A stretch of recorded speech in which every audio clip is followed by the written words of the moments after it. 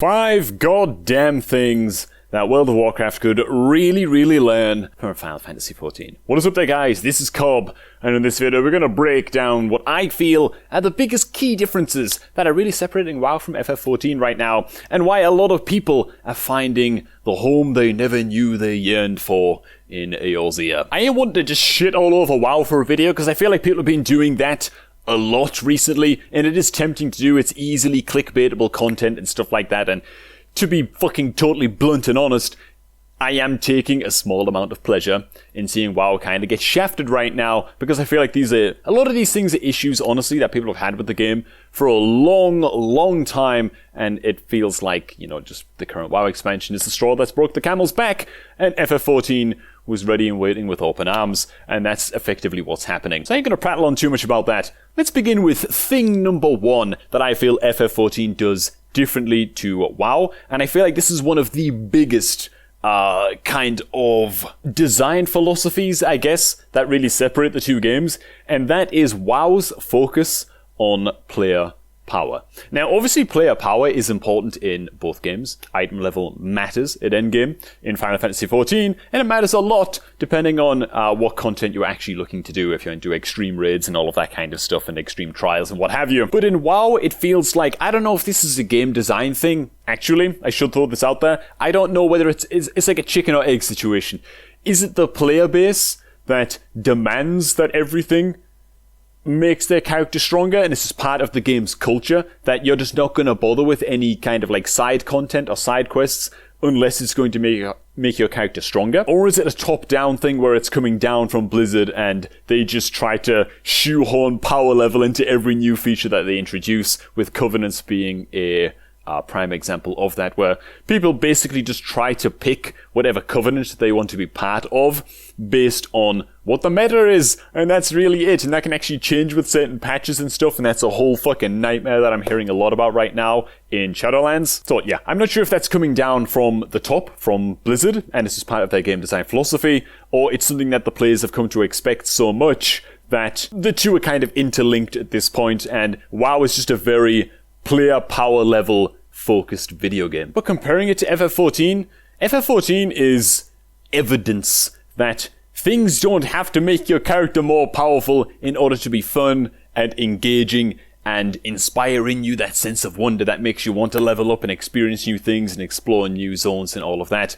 Final Fantasy XIV is narrative driven. It's very story driven, to the point at which your character is effectively the centerpiece of the story. The story could not happen without your character doing what your character is doing, and your character actually forges relationships with other characters as you go, and you're very involved in the world. And that just makes the game more fun if you're taking your time. I just feel like there is much more of a culture in Final Fantasy XIV that allows for players to just kind of take their time and do whatever the fuck they want to do, and be content in the knowledge that the content isn't going anywhere. You're not going to get left behind in any real sense. Whereas in World of Warcraft, there's this real sense of, for a lot of players, I know I'm generalizing, but there's this real sense of, you must rush to endgame, you must do this and this chore and this chore and this chore at endgame in order to get your character up to the power level that it needs to be to access content without just being kicked. Another one of the reasons for this as well is that WoW's endgame content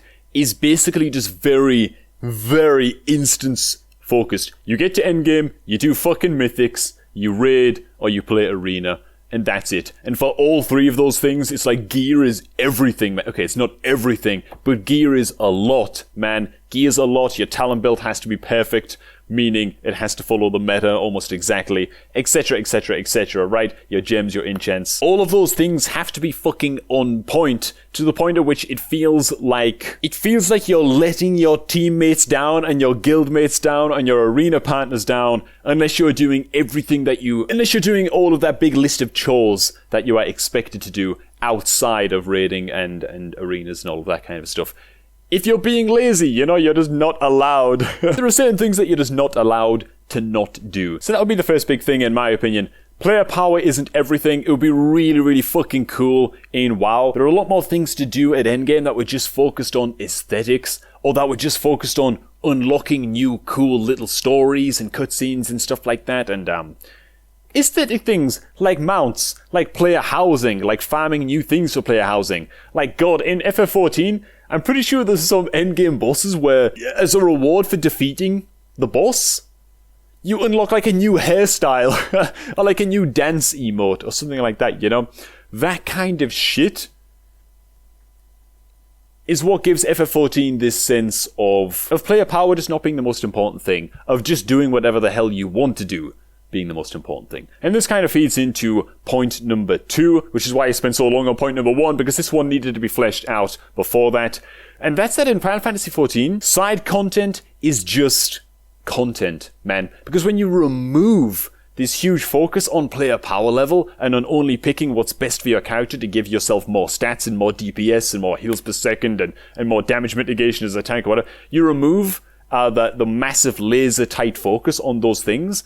It's like, man, just fucking take your time, man. Play some goddamn triple triad randomly, like I've been totally mega addicted to for the past few days and have just stopped leveling for 3 days because I'm playing card games. It kind of frees up space for things like the Gold Saucer and for the Hildebrand questions, in which the primary reward, in the opinion of many people, myself included, is actually just being made to laugh and smile and follow a funny story with funny, amusing cutscenes. And for anyone who's only playing WoW, who hasn't tried Final Fantasy XIV yet, just to really emphasize how small the sense of pressure is to get to endgame and start, like, raiding and stuff like that. The first thing I want to do when I hit max level is level my professions, right? Level all my crafting, all of that kind of shit. That's like the first thing I want to do. Not even because I want to craft anything in particular for myself, but because I want to see where those stories go.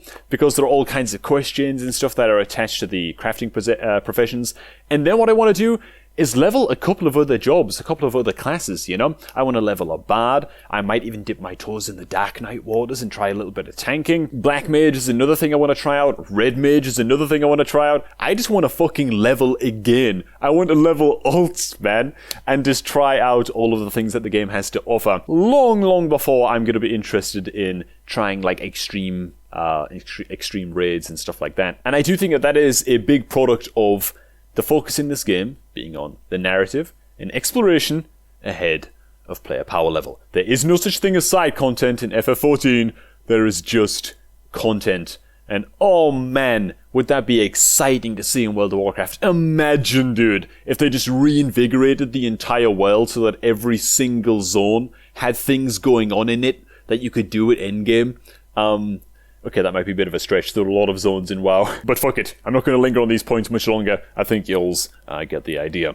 The next point I do want to cover is actually the way that storytelling is handled in World of Warcraft versus the way it is handled in FF14. Now, again, it's no secret to anybody, I think, at this point, that the narrative focus is really Final Fantasy XIV's biggest strength, right? Its ability to storytell and have your character directly involved in the plot. It's probably the game's biggest strength, right? You feel very, very involved in the world. World of Warcraft, on the other hand, and this is something that I felt a lot, even through like Legion and stuff, whereas the last time I really played a lot was in Legion. I played a little bit of Battle for Azeroth, and I kind of felt the same thing with Jaina and all of that. You're just a pleb who happens to be following around characters who matter in World of Warcraft. You know what I'm saying? The cutscenes happen, you know, and it's like you reach like the end of a raid and you find a new cutscene unlocks, which you've already seen on YouTube, let's be real, but new cutscene unlocks, and then it's like, oh, your reward for finishing this raid is you get to be a bystander and watch what happens next to Sylvanas or whatever, you know, and it's like, you don't fucking matter to the story. You are unimportant, you know? You are just fighting and killing these bosses for the privilege of being able to be a fly on the wall to see what happens next in the story, you know? What your character does is fucking just irrelevant, man. And this is one thing that WoW can do well. They can do this well. They handled this much better than they had done in the past, and in the present, in from what I'm hearing, in Legion. In Legion, they did this pretty fucking good. You were kind of the center of the story when you were acquiring the artifact weapon and all of this, and that was nice, man. They handled that well. They need a lot more of that. A lot more of that, man. It would be so fucking cool if the WoW team found a way to really begin to make your character not even the centerpiece of the story, because it feels like in Final Fantasy XIV, it's not that you're the centerpiece of the story. You are at certain times, but at other times the story is centered around other characters, and you're just helping them out. You're repaying favors and stuff like that, and blah, blah, blah, blah, blah. But you're just much, much more involved in the day-to-day lives of every other character. That would be incredible to see in World of Warcraft. That would be amazing. I think it would help a lot if they had more of a narrative focus that was just centered around the player, man. Not everyone's going to agree with this, by the way. Some people like how competitive World of Warcraft is, and I get that. It's just me as I've gotten older. It's like, I can't be asked for that shit, dude. Going to the gym and working and being married and looking after cats and shit. It's like, man, doing all of that shit and running a YouTube channel and stuff. It's like, I have a few hours a day to play. I don't want to play that sweating my fucking balls off, trying to be as good as I can at PvP or hammering out chores in World of Warcraft to get ready for PvP or whatever. So maybe it's just me, but I think WoW could use a much, much more refined and thoughtful touch when it comes to how they are handling the storytelling, so you're not just following around more important people than you. Next up, World of Warcraft has an issue where a new expansion comes out and the expansion before it becomes meaningless. Now, this isn't so much of an issue as it has been in the past for WoW. Obviously, you can now level through any expansion that you want and stuff as you progress your way towards endgame, which is good. That's a step in the right direction for sure. But what I'm talking about is, who the hell gives a shit about your reputation with Aldor and Scryer, you know, when Cataclysm launched? And who the hell gives a damn about how much artifact power you have spent in your Legion artifact as soon as the new expansion rolled out? You know what I'm saying? Certain things just become immediately and irrevocably, it's something like that, redundant in the space of one expansion launching. They have some time walk in action, so you can kind of dip back into old content, and that's kind of cool, I guess. I'm not sure if they're handling it the best way. I haven't heard many good things about time walking in WoW as a way to kind of keep older content fresh. I've heard that it's handled kind of badly, but I'm not going to say too much about that because I've never really dabbled in it myself when I played. But because of the way that Final Fantasy XIV starts every player at the same spot, and you work your way through the same story quest as everybody else, you inevitably end up visiting pretty much every single zone in the game, right? Every single dungeon in the game that you do throughout the main story quest as well, because there are dungeon quests and trials and stuff like that, is scaled to your level. So they kind of stay somewhat relevant to you as you go. And because the way that professions and crafting and stuff is handled in this game, there's this real sense of every fucking zone and every little area of the gaming world still matters. It matters the first time you level through it on your like primary job, on your main or whatever, or like your combat class as you're leveling up. It matters again when you have to go back there with your crafting and professions when it's time to, you know, start leveling those. And because all of the content kind of scales to your level, including the dungeons as you are leveling, you can't just out-level stuff and face roll. Look, man, the early dungeons are pretty fucking easy, but they still try to scale to your level, at least, you know? And it is also extremely common to still see higher level players queuing older content in their duty roulette and all of that whole system. While you're leveling, you bump into more experienced players all the time doing older content scaled down to your level, man. And that's fucking great. World of Warcraft has so much untapped content that people just never ever see, dude. It's a fucking gold mine, you know?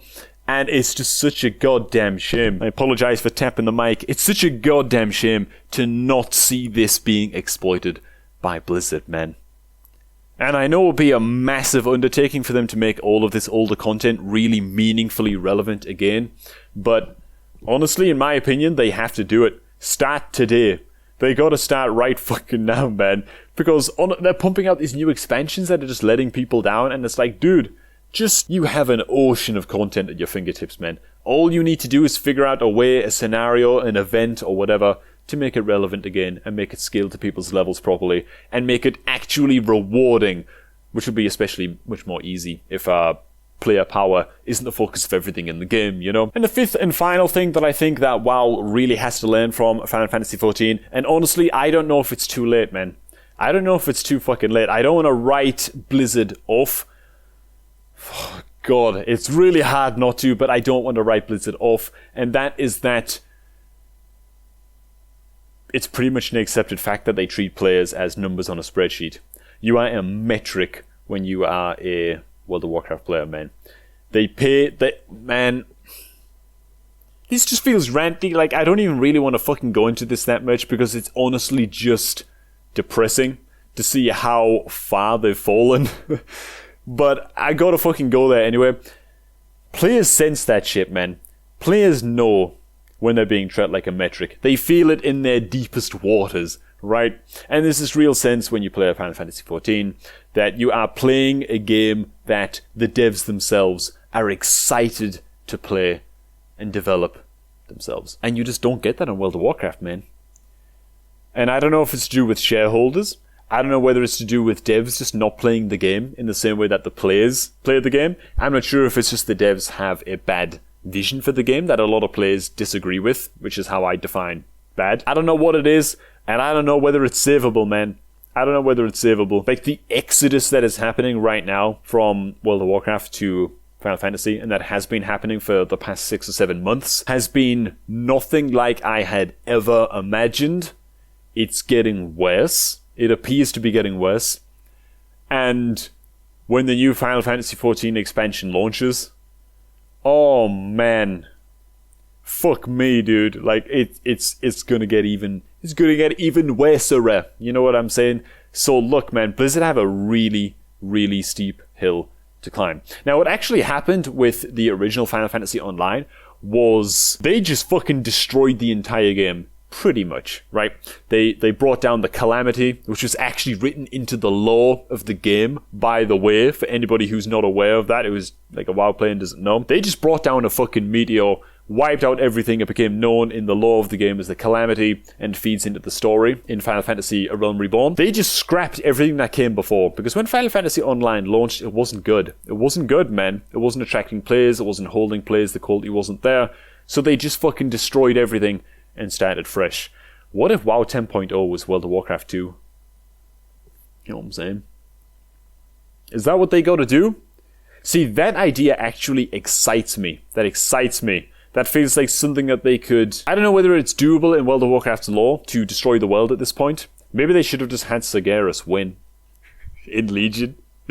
Fucking slam that goddamn sword into the earth and Azeroth just fucking explodes. Whoom! Huge shockwave enrobes the entire planet.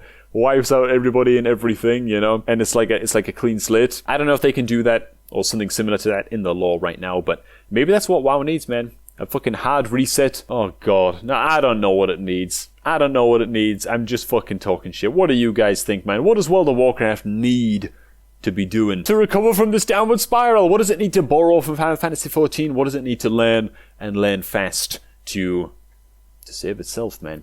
Let me know down below in the comments. I'm going to leave it here and look forward to reading said comments. So thanks for watching, guys. Hope you all did enjoy this happy little video. At least I hope it was a happy little video. And I shall catch all of you guys just a gosh darn tad bit later.